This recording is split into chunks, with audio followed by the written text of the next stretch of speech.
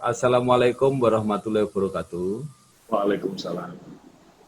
Kembali bersama saya Bambang Sadono di channel Inspirasi Jawa Tengah. Channel ini didedikasikan untuk menggali inspirasi, membangun motivasi, dan diharapkan kalau bisa membantu menyelesaikan solusi-solusi yang ada. Saya akan segera berdialog dengan Wali Kota Semarang, Pak Endrar Prihadi, yang topik dan kita kali ini tentu masalah COVID-19 yang ada di Kota Semarang dan kira-kira apa kebijakan yang akan segera diambil oleh pemerintah Kota Semarang. Pak Endi, sehat-sehat? Alhamdulillah, sehat ini Mas Bambang. Mas Bambang semoga sehat selalu juga. Terima kasih. Pak Endi pasti ingat saya dulu membuat buku 100 tokoh Jawa Tengah, yang antara Pak Endi ada di sini. Saya dulu pernah janji suatu saat akan wawancara melalui TVRI, tapi karena kemudian ada corona, itu nggak bisa kita lakukan, dan sekarang ini kita ganti seperti ini. Ya, terima kasih Mas Bambang. Pak Endi, sebagai warga Semarang, ya saya termasuk yang agak terkejut gitu ya, ketika ada informasi bahwa positif COVID-19 di Kota Semarang naik sampai 2 kali lipat. Nah, Pak Wali bisa mengupdate yang sampai saat ini kondisinya seperti apa, Pak? Ya, kita memulai dari sebuah perjalanan COVID-19 tanggal 14 Maret waktu itu Pak Presiden mengatakan di Indonesia sudah masuk 2 penderita positif COVID. Setelah itu terus kita coba berbenah, kita juga buat aplikasi yang kemudian bisa memantau orang-orang di Kota Semarang yang terkena COVID. Dan sampai dengan sekitar bulan April, itu ya, tanggal 20-an, tanggal 22 April, penderita di Kota Semarang mencapai 142 orang. Dan kita memutuskan ada sebuah kegiatan yang harus dilakukan, yaitu patroli. Patroli mengingatkan pada masyarakat bahwa SOP kesehatan itu sangat penting. Misalnya jaga jarak, kemudian memakai masker, atau selalu bersih, baik memakai hand sanitizer atau cuci tangan. Nah, itu payung hukumnya adalah peraturan wali kota terkait dengan PKM, pembatasan kegiatan masyarakat, yang berlaku tanggal 27 April sampai dengan tanggal 24 Mei waktu itu. Nah, di tahap berlakunya PKM pertama itu angka kita mencapai 138 orang penderita COVID. Kemudian turun terus. Masyarakat kita ingatkan, masyarakat tidak berinteraksi. Akhirnya angka itu turun, pernah mencapai puncaknya penurunan itu tinggal 47 orang pada tanggal sekitar 18 sampai 19 Mei. Tapi Mas Bambang, kemudian saya harus informasikan, angka itu tiba-tiba naik signifikan. Seiring dengan aktivitas masyarakat yang luar biasa, mereka di jalanan, mereka ke mal, mereka ke pasar, mereka kemudian melakukan persiapan-persiapan yang namanya Idul Fitri atau Lebaran. Meskipun waktu itu pemerintah sudah menyampaikan sholat Idul Fitri dilakukan di rumah masing-masing dan juga tidak memperbolehkan untuk open house ataupun anjang sana. Tapi alhasil kita lihat masyarakat sedemikian luar biasa mempersiapkan Lebaran pada tahun ini. Nah, kemudian dari hasil itu, tidak selang lama mendekati Lebaran H-3, H-2, angka itu terus bergerak naik dari 47 ke arah 52, ke arah 60, dan hari ini kalau saya harus sampaikan pada Mas Bambang, update positif di tempat kita sudah mencapai 125 orang. 125 orang dari sebuah titik awal sekitar 47, sekitar H-5 Lebaran yang lalu. Artinya sudah bukan 2 kali lipat ini Mas Bambang, ini sudah 300% dari titik terendah yang pernah kita punya. Dan angka kesembuhannya mencapai 270 orang. Kemudian angka meninggalnya 41 orang. Tadi pagi saya baru saja berdiskusi dengan Kepala Dinas Kesehatan, range-nya angka meninggal masih didominasi usia 55 ke atas. Itu mencapai sekitar, ya itu masih cukup tinggi. Nah, range untuk penderita COVID hari ini didominasi oleh angka usia antara 30 sampai 45. Mereka umumnya menderita penyakit bawaan, misalnya hipertensi, atau ada juga yang menderita penyakit lain yang hari ini mereka sedang dirawat di rumah sakit karena terkena COVID. PDB kita ada 107 dan ODP kita ada 220 orang. Nah, sekali lagi, PKM yang jilid kedua ini kan tanggal 25 Mei sampai tanggal 7 Juni. Tadinya kita optimis dengan PKM jilid 2 ini tinggal menyelesaikan 47 orang penderita COVID. Tapi di dalam perjalanan ini, Mas Bambang, tiba-tiba ketemu ada klaster Pasar Kopong yang awalnya dari 8 orang yang reaktif, kemudian dilakukan swab menjadi positifnya 5, berkembang ke pedagang yang lain, berkembang ke keluarganya, dan hari ini sudah lebih dari 30 orang lebih di klaster Pasar Kopong itu yang masuk ke rumah dinas untuk penanganan COVID. Lalu ada salah satu kawan kami juga hari ini terpapar COVID di lingkup pemerintah Kota Semarang, dan ini rentetannya juga cukup panjang, ada sekitar 5 orang, teman kerja dan juga keluarganya. Kemudian ada juga di lingkungan perbankan, ada 3 orang pegawai, kemudian juga keluarganya yang coba hari ini kita tracking ke kantornya. Ada hasil swab kemarin di beberapa pasar yang lain dan mal, yang hasilnya baru kita ketahui 2 hari ini, dan kita akan putuskan untuk menutup tempat pasar maupun mal tersebut. Sekali lagi bahwa kami harus menyampaikan ini dengan gamblang karena sedemikian banyak masyarakat Semarang yang hari ini sudah bosan stay at home, kemudian mereka mencoba keluar rumah dan melihat begitu banyaknya kegiatan masyarakat yang lain dan akhirnya menganggap COVID ini sudah selesai. Padahal seiring dengan perjalanan waktu, kita tahu persis bahwa COVID ini sampai dengan hari ini belum ada vaksinnya, Mas Bambang. Yang kita bisa lakukan adalah mencoba melakukan upaya untuk mendesain yang namanya new normal. Artinya, ngono ya ngono ning aja kaya ngono. Artinya harus ada batasan jarak, harus ada masker. Sedih Mas Bambang, kalau Mas Bambang lihat di pasar, di tempat perbelanjaan, di warung-warung ini masyarakat masih cukup banyak yang tidak pakai masker. Meskipun saya rasa kami sudah mengingatkan terus. Memang kita nggak bisa lakukan sanksi pidana, tapi sekali lagi ini kan semuanya dikembalikan pada masyarakat. Ini bukan barang yang sepele, tapi kita mesti lakukan upaya bersama-sama untuk memutus mata rantai COVID-19 ini. Ini penjelasan awal saya begitu, Mas Bambang. Kalau melihat situasinya ini, sepertinya menurut Pak Wali gimana trennya? Masih mungkin naik lagi atau gimana? Ya masih sangat mungkin, karena 2 hari ini kita mendapatkan temuan-temuan baru. Ada di pusat perbelanjaan, ada kemudian saya bilang perbankan tadi, ada yang kemudian pengembangan dari pasar. Ini ada temuan-temuan baru, termasuk di teman Pemkot sendiri, yang 1-2 hari ini pasti kawan-kawan akan melakukan tracking.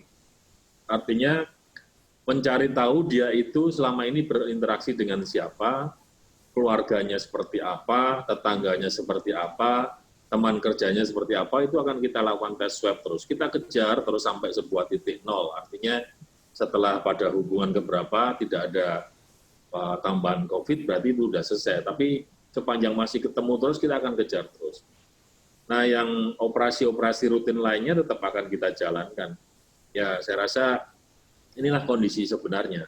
Kita nggak akan nutup-nutupi persoalan COVID ini, karena cukup banyak juga daerah yang kemudian mengatakan, di tempat saya nggak ada, gitu kan. Loh itu ada kok, saya baru ketemu itu saya baca koran.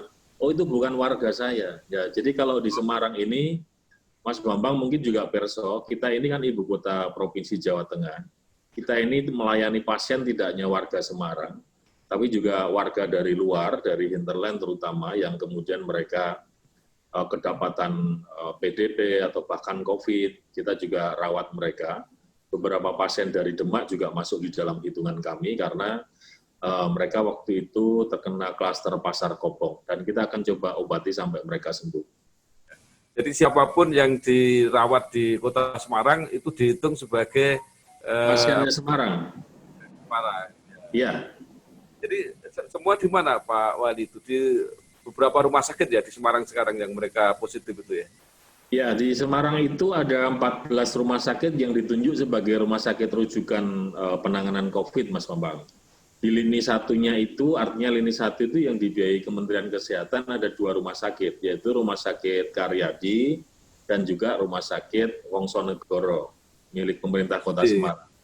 Di lini kedua itu ada 7 rumah sakit yang ditunjuk oleh pemerintah provinsi, artinya pembiayanya dari provinsi. Dan di lini ketiga ada 5 rumah sakit yang kami tunjuk, yang pembiayaannya adalah APBD pemerintah Kota Semarang. 14 rumah sakit ini umumnya hanya menangani PDP, pasien dalam pengawasan. Selebihnya seperti ODP, seperti kemudian pasien COVID yang dalam kondisi sehat, kita punya tempat karantina di Balai Diklat Kota Semarang dan di Rumah Dinas Pemerintah Kota Semarang. Yang ini ditangani oleh dokter-dokter dari Dinas Kesehatan, Puskesmas, dibantu teman-teman dari TNI dan Polri. Ya, kalau situasinya seperti ini Pak Wali, kira-kira arah kebijakan pemerintah Kota Semarang seperti apa? Jadi normal baru masih agak jauh kira-kira ya? Ya, kalau normal baru itu saya rasa untuk daerah-daerah yang selama ini menerapkan PSBB gitu ya. Ya. Di dalam PSBB itu kan mereka tidak boleh melakukan aktivitas usaha, misalnya sekolah tidak boleh, toko-toko harus tutup, mal harus tutup.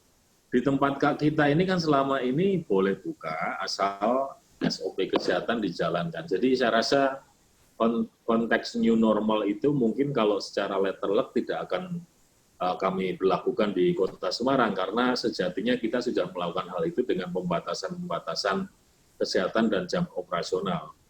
Tapi memang ada upaya-upaya dari kami untuk terus mensosialisasikan kepada masyarakat terkait dengan SOP kesehatan ini secara lebih masif. Terutama desakan-desakan dari para tokoh agama yang mungkin kami akan segera wujudkan untuk bisa segera memberlakukan kegiatan ibadah di tempat ibadah di Kota Semarang. Nah, kita lagi komunikasi terus dengan Moroyai dari semua organisasi keagamaan, para pendeta, romo.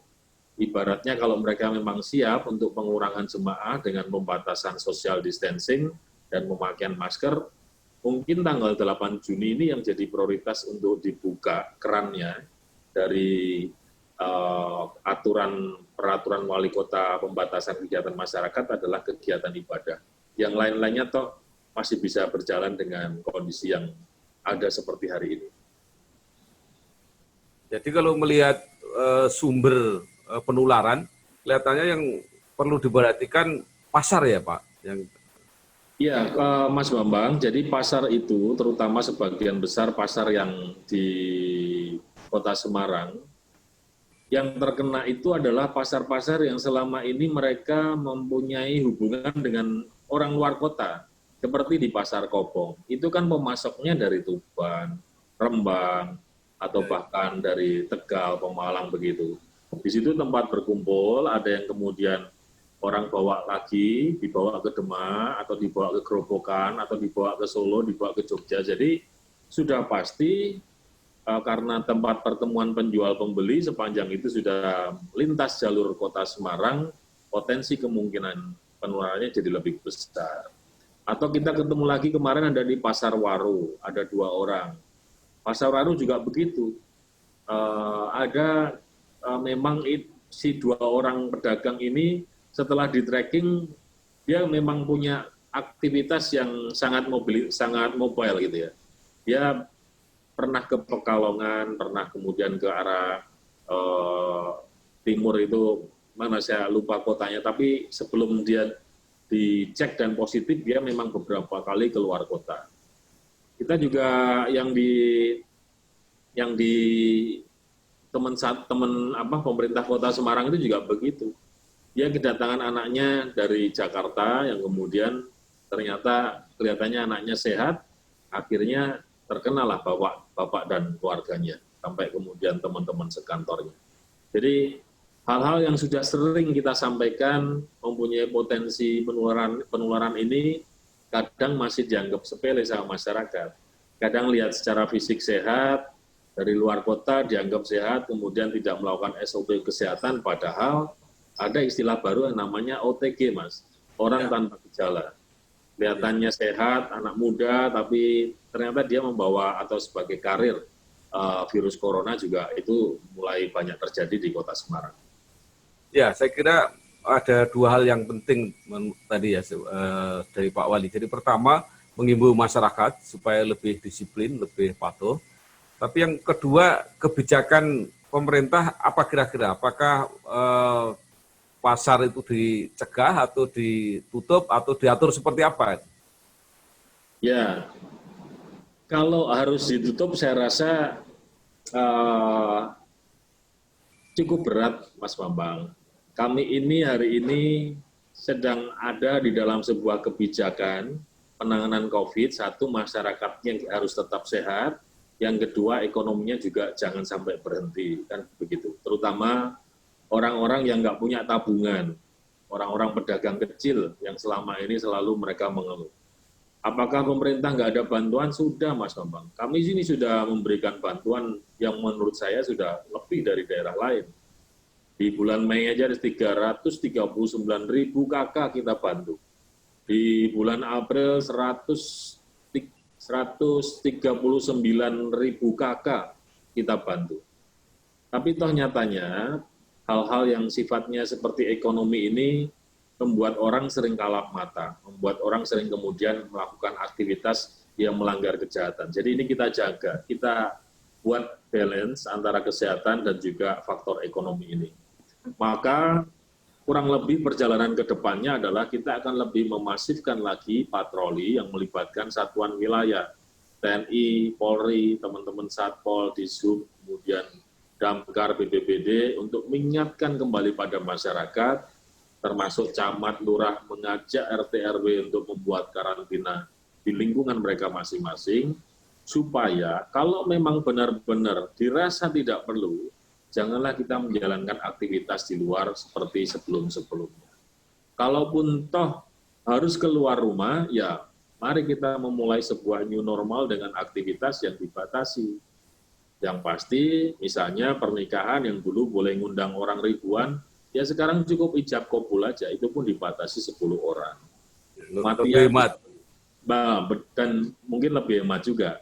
Nah, tapi pasti nggak untung, Mas, karena yang datang juga nggak banyak. Ya Pak Wali, Dalam. nanti sebelum saya tanya soal dampak ekonomi, saya mau tanya, dengan meningkatnya jumlah COVID positif ini fasilitas medis nggak ada masalah ya, artinya masih siap ya Kota Semarang ya? Ya, Mas Ambang, sampai dengan hari ini persoalan di wilayah kesehatan ini insya Allah kami sudah menganggap bisa diatasi. Dulu di awal kita ribut tentang kurangnya APD, kurangnya masker, kurangnya hand sanitizer, atau ventilator dan lain-lain. Ini perlahan-lahan bantuan dari pusat, bantuan dari provinsi, bantuan dari swasta, atau kreativitas lokal seperti kita punya BLK yang membuat APD, kita punya kelompok UMKM yang membuat masker. Ini semua membuat persoalan di wilayah medis ini insya Allah selesai, Mas, insya Allah. Nah, sekarang ini kita bicara di wilayah ekonomi. Ini yang terus kita diskusikan hampir setiap hari dengan teman-teman Forkompinda dan teman-teman OPD. Desakan-desakan ini kan sudah mulai muncul sangat menguat, terutama di kelompok menengah ke bawah ini, Mas. Yang mereka kemudian mengatakan ini tabungan saya sudah habis, Pak, saya harus gimana, dan seterusnya, dan seterusnya. Maka kami mulai berpikir di tempat kelompok-kelompok yang selama ini memang kita paksa tutup nih, Mas Bambang. Misalnya wilayah di tempat entertain. Entertain ini kan kita tutup karena kita melihat ini wilayah sekunder, bukan primer. Yang kita buka kan wilayah-wilayah yang primer, sandang pangan papan, misalnya di tempat supermarket ataupun toko modern mereka yang jual sembako dan seterusnya itu kita buka. Tapi kalau bicara spa, bicara karaoke, atau bicara tempat hiburan seperti tempat wisata, memang kita tutup semuanya. Kalau mall, Pak? Oh, mall masih, karena perhitungan kami di titik primernya adalah di mall itu dijualan juga sembako dan juga baju, Mas. Baju ini kan kebutuhan primer kita. Nah, maka kemudian kami ini sedang berdiskusi terus, karena mereka mengatakan, memang kami diskunder, Pak, tapi pegawai kami ini ribuan. Kalau kita kemudian setiap hari tidak bisa memberi nafkah pegawai kita, lalu tanggung jawab pemerintah seperti apa? Nah, di titik ini yang kami masih belum mencapai sebuah kesepakatan, tapi saya rasa ini persoalan yang memang harus kita carikan jalan tengahnya. Jadi kira-kira ketemunya komprominya gimana Pak Wali? Supaya tadi ya ekonomi terutama yang kecil ini masih jalan, tapi juga penularan COVID-nya ini bisa dikendalikan. Itu kira-kira titiknya di mana itu? Komprominya atau titiknya adalah apa yang kemudian orang bilang di beberapa daerah dengan istilah new normal mungkin, Mas. Jadi berjalanlah kegiatan seperti PKL, tapi yang tadinya kapasitas 10 orang bangku, ya sekarang cuma ada 4 orang bangku di villa-villa, pakai standar kesehatan. Atau mungkin tempat ibadah kapasitasnya 100, mungkin dalam waktu segera diperbolehkan kapasitasnya tinggal 40 dengan SOP kesehatan. Nah, ini pelan-pelan mungkin coba kita sosialisasikan, termasuk tempat-tempat wisata, tempat-tempat hiburan, akhirnya itu harus seperti itu. Kita nggak akan kuat menanggung kemudian persoalan COVID ini sampai dengan vaksin ini ditemukan. Vaksin ini baru ditemukan katanya sekitar akhir 2021, Mas. Sekarang 2020 aja belum akhir, kondisinya udah kayak gini. Nah, kalau dibiarkan lama-lama akhirnya tanpa kehidupan ekonomi, siapa yang kuat? Amerika aja udah ngelepas warganya itu yang di luar itu pada luar biasa. Katanya negara kuat aja sudah ngelepas persoalan COVID. Nah, saya rasa ide-ide atau konsep new normal itu menjadi sebuah gagasan yang nanti di Semarang pun kita akan adopt bahwa kegiatan-kegiatan yang sudah berjalan ini akan kita selaraskan dengan kebijakan pusat yang namanya new normal tadi. Ya Pak Wali, mungkin ada harapan atau himbauan kepada masyarakat atau termasuk masyarakat yang dari luar daerah yang masuk ke Semarang, apa yang diharapkan oleh Pak Wali? Ya Mas Bambang dan seluruh saudara-saudara semuanya, saya ini untuk kesekian kalinya ya, saya harus mengatakan bahwa yang namanya COVID-19 ini barang baru mungkin ya. Mungkin sebelum-sebelumnya senior-senior saya ini juga nggak pernah tahu yang namanya COVID-19. Tapi ini menjadi sebuah kekhawatiran yang sangat luar biasa karena penyebarannya sangat cepat. Dan di orang yang tidak punya imun yang kuat, ini bisa mengakibatkan kematian dalam jumlah banyak. Maka harapan saya, sudahlah, ini semua kembali pada diri kita masing-masing. Anda pengen sehat, pengen menjalankan aktivitas ekonomi panjenengan, ya kalau itu memang perlu lakukan, tapi jangan lupa SOP kesehatan. Jangan pernah menyepelekan SOP kesehatan. Kita nggak ngerti di lingkungan kita ini yang katanya sehat, begitu di swab, dia positif banyak. Hari ini di lingkaran range usia 30 sampai 45 yang penderita COVID, ya sudah mulai banyak, meskipun tidak sampai mengakibatkan meninggal dunia. Maka jaga diri, jaga kebersihan, selalu pakai masker, jaga kesehatan, insya Allah bersama-sama kita akan bisa melewati masa sulit ini untuk menuju Semarang semakin hebat. Atur nuwun, Mas. Ya. Baik Pak Wali, mudah-mudahan himbauan ini benar-benar dipatuhi, diindahkan oleh masyarakat Semarang. Ya. Karena kalau situasinya semacam ini tentu semua akan dirugikan. Normal baru masih akan tidak akan berjalan sebagaimana mestinya, walaupun Pak Wali sudah ingin untuk memberi kesempatan tadi ya untuk baik di bidang ekonomi, di bidang ibadah dan sebagainya. Sekali lagi selamat bekerja Pak Wali. tantangannya. Mas Bambang, sehat selalu, Pak Mas Bambang dan semuanya juga. Terima kasih dan tetaplah memantau channel Inspirasi Jawa Tengah. Kami akan hadir dengan informasi-informasi yang terbaru yang bermanfaat untuk masyarakat. Terima kasih. Wassalamualaikum warahmatullahi wabarakatuh. Waalaikumsalam, matur nuwun.